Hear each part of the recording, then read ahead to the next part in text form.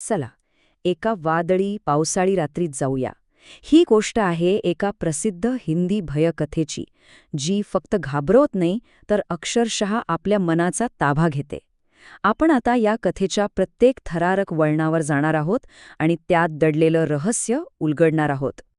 आणि कथेची सुरुवात बघा फक्त एका वाक्याने होते, पण ते एक वाक्यच इतकं जबरदस्त आहे की ते संपूर्ण गडद आणि भीतीदायक वातावरण निर्माण करतं. राख के रंग का आसमान हे शब्द ऐकले की नाही की मनात लगेच पालचूक चुकते. कळतं की काहीतरी वाईट, काहीतरी अशुभ घडणार आहे. आणि याच अशुभ वातावरणात सापडला आहे आपल्या कथेचा नायक रघु. त्याचा एक साधा सरळ प्रवास आता एक असं भयानक वळण घेणार आहे जे त्याचं आयुष्यच बदलून टाकेल. आता बघा इथे काय होतंय. आधी तो वादळात अडकतो, मग अंधारात त्याचा रस्ता चुकतो आणि मग काय तर एका अनोळखी माणसाशी गाठ पडते. म्हणजे प्रत्येक टप्प्यावर रघु कसा अधिकाधिक एकटा पडतोय, असहाय्य होतोय हे लेखक आपल्याला दाखवतो. ही सगळी तयारी आहे पुढे येणाऱ्या भयानक दहशतीची. आणि मग एक आशेचा किरण दिसतो, सुरक्षितेची एक संधी. पण जसं आपण पुढे पाहणार आहोत, ही सुरक्षितता म्हणजे एक मोठा भ्रम आहे.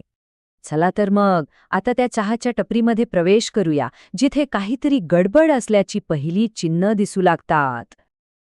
आणि तिथे काय तर एक विचित्र जळका वास येतोय. ती जागा पूर्णपणे निर्जन आहे. आणि सगळ्यात विचित्र म्हणजे बाहेर इतकं वारं असूनही कंदिलाची ज्योत अजिबात फडफडत नाहीये, एकदम शांत. आता रघुच्या मनात धोक्याची घंटा वाजायला लागते. प्रत्येक गोष्ट त्याला हाच प्रश्न विचारायला भाग पाडते की अरे आपण नक्की आलोय तरी कुठे. आणि हाच तो महत्वाचा प्रश्न आहे जो रघुच्या मनात घर करून बसतो. त्याला असं वाटायला लागतंय की जणू काही त्याला एका जाळ्यात ओढलं जातंय. आणि हा विचित्रपणा तेव्हा आणखी वाढतो जेव्हा वेळ घालवण्यासाठी रतन एक भयानक कथा सांगायला सुरुवात करतो. रतन जी कथा सांगायला लागतो ना, ती आहे एका विश्वासघाताची. तो सांगतो की 3 वर्षापूर्वी याच जागी एक चहाची टपरी होती, पण प्रेम, संशय आणि सूड ह्या भयानक चक्रात अडकून त्या जागेचा शेवट रक्तरंजित झाला.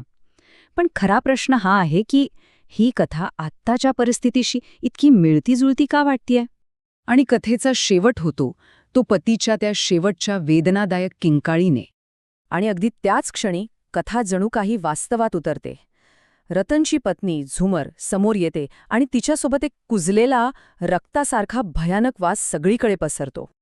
आणि मग रघु ते पाहतो जे शक्यच नाही. वाऱ्याच्या एका जोरदार झोताने झुमरच्या मानेवरची तीच जीवघेणी जखम उघडी पडते जिचा उल्लेख आत्ताच रतनच्या कथेत झाला होता. ती दहशतीची रात्र कशीबशी संपते, पण सकाळ एक अधिकच धक्कादायक सत्य घेऊन उगवते. रात्र संपते. रघु तिथून सुखरूप निघतो.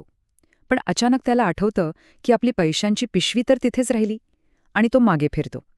हीच चूक त्याला रात्रीच्या अनुभवाच्या खऱ्या भयानक स्वरूपाचा सामना करायला लावते. आणि मग त्याच्या डोळ्यासमोर जे दिसतं तो एक जबरदस्त विरोधाभास आहे. काल रात्री जिथे एक छान आरामशीर चहाची टपरी होती, तिथे आज सकाळी काय आहे तर फक्त जळालेले अवशेष. म्हणजे तो संपूर्ण अनुभव तो एक निव्वळ भूतिया भ्रम होता. चला आता कथेच्या शेवटच्या आणि सर्वात भयानक दृश्याकडे वळूया आणि पाहूया की ही कथा तिच्या अंतापर्यंत कशी पोचते. त्या जळालेल्या अवशेषांमधून एक आवाज येतो जो हे स्पष्ट करतो की रघु तिथे एकटा नाहीये. आणि रघुचा सामना होतो थेट झुमरच्या भूताशी. तिच्या मानेवर तीच भयानक जखम आणि हातात त्याची पैशांची पिशवी. आता त्याच्या मनातली सर्वात वाईट भीती खरी ठरते.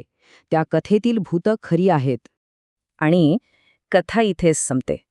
ती आपल्याला रघुच्या अंतिम नशिबाबद्दल एका शेवटच्या अंगावर काटा आणणाऱ्या प्रश्नासोबत सोडून जाते. विचार करायला लावते.